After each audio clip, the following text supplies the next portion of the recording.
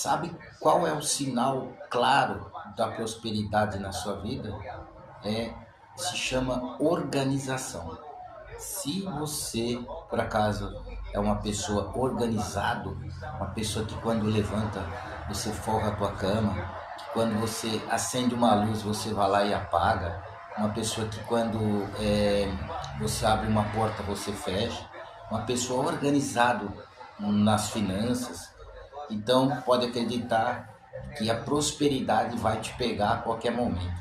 Então isso aí é um sinal muito claro de pessoas organizada, é uma pessoa que a prosperidade vai acompanhar ela no decorrer da vida. Tá bom? Se você é organizado, se organize mais ainda. Se você é desorganizado, procure se organizar para a prosperidade começar a andar do teu lado. Tá bem? Deus abençoe, fique na paz, no amor.